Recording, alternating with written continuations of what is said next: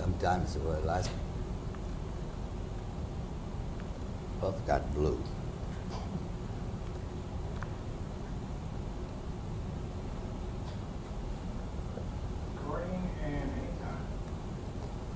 Well, Burgess, as I look at you, the hair has grown back. That's right. Goodness. I should think that an actor might be a little bit bothered. People now are going to talk about that, and they won't be talking about your wonderful performance. Does that bother you? No, that's so they talk. I would think that the most interesting part of the hair had to do with my apprehension that it wouldn't grow back. And that led to my saying in a kind of casual, funny way, but not altogether without depth. I said to Joe Levine, hey, if this doesn't grow back, I'm going to sue you. Before you cut it off, remember that. And he said, no, we can take care of that. And that's when he took out the $5 million insurance policy with Lloyd's of London. Did you know he'd done that? Is that for real? Yes, He really did? Yes, and he did it. You know, it cost him quite a bit, but in his terms, that was worth it in the publicity, and also the fact that although he knows that I might not sue him, it would occur to me if that happened. Alec Guinness was supposed to have lost his hair, you know, the bridge quai, shaved it and it didn't come back. Is that And right? so this tradition goes on that you want to be careful about that. And whether that's true or an old wives' tale, I don't know. But anyway, it did grow back, and I was rather sorry to see it come back because I saw $5 million disappearing, you know, into the distance. And I could put a lot of interesting things on my head for $5 million, like a crown, a halo, you know, hair transplant, anything, and have some to spare. Burgess, in fact, though, couldn't you have played it just as well with your hair the way it is? Mm-hmm. Why then did you want it shaved? I don't know. They wanted a certain look, and it gives it a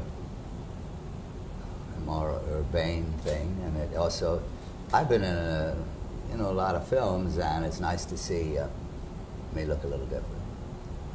Everybody else does something to my hair. They either dye it or cut it. Now it's cut. Whatever this is for Rocky II, which I'm in the middle of, you know, so they, I don't know, they like me to look different from time to time. I don't blame them. How's it? I get tired of myself doing it. How is Rocky II shaping up? Well, it seems all right. We're in the middle of it. I understand that Sylvester Stallone was quite upset that somehow or other the ending to Rocky II has been leaked. I don't know if it's been leaked. I think that's all publicity. We don't know yet what we'll do at the end. In other words, that... No, I think they're getting people to talk about it. I don't want to be cynical about that, but I think they'll wait and see how to end that. Did you eagerly accept this Rocky II No. role? Didn't want to do it? Well, you know, I didn't not want to do it, but I've got a lot of things going, and I thought the joke's over. But on the other hand, I'm a friend of Stallone's, and once I began it, I've become, you know, involved, and I like it. But this picture, on the other hand, I'm involved with 100%, and I never go out on these junkets because I feel uncomfortable praising our own work. I've never, in 125 pictures, gone out, but this one I have an emotional investment in and have great hopes for, and I think it's I don't know, some kind of a masterpiece. The role you play is that of Corky's agent, Anthony Hopkins' agent. Yeah. And I think that people don't always understand the role of the agent. I think the image is, oh, that's the guy that answers the phone and says, yeah, they'll take that job, and they take their 15 or 20%. Well, I don't believe agents do get involved in this very often, but it's quite possible they do. There's been a lot of, you know, writing and a lot of drama about agents. They're a strange species, and they sell people. You know.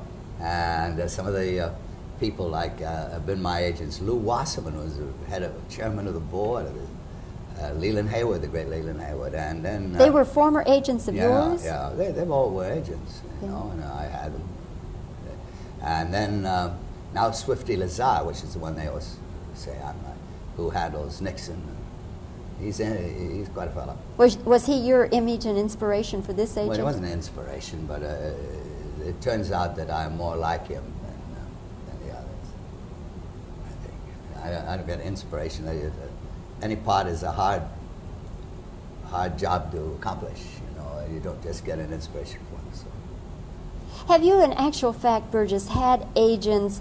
As you look back now and you can say, boy, if I hadn't had so-and-so and if he hadn't set me straight, maybe I wouldn't have made it as an actor? Well, no, I don't think agents work that way. I think agents are easy to contact when you're doing well, and they're hard to contact when you're not doing well. Let's face it. And that's their job.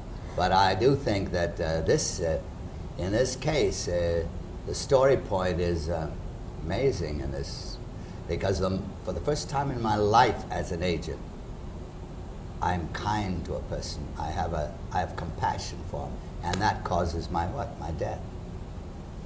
That triggers the final catastrophe, and that's a nice switch. I enjoy that in the film. Have you not seen compassion in agents in your lifetime? I've seen compassion when they didn't get paid.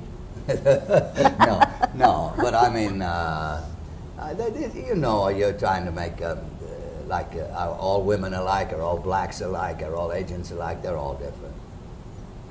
We all try to do that in this country, and I think agents are as different as can be. We like to spoof them, but I guess they have compassions, one or two.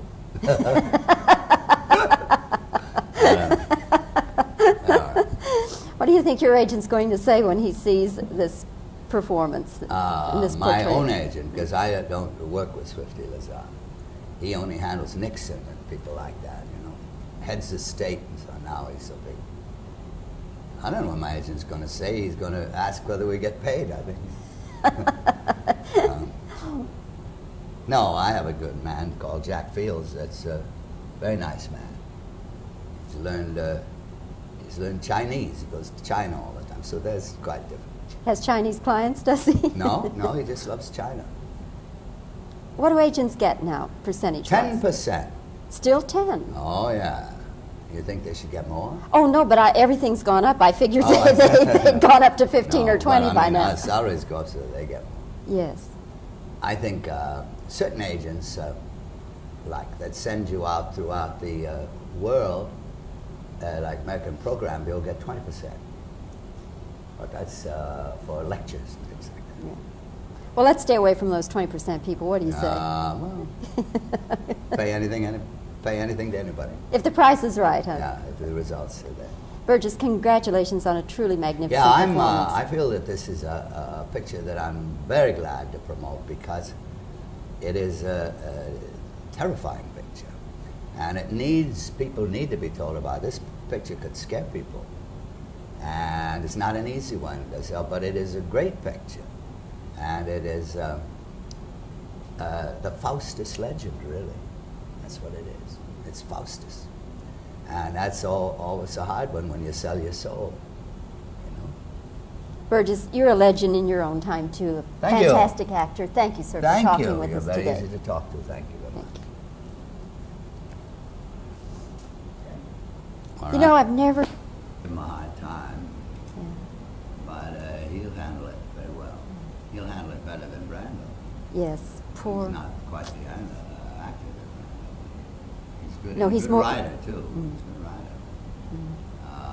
Stallone. Yes, yes.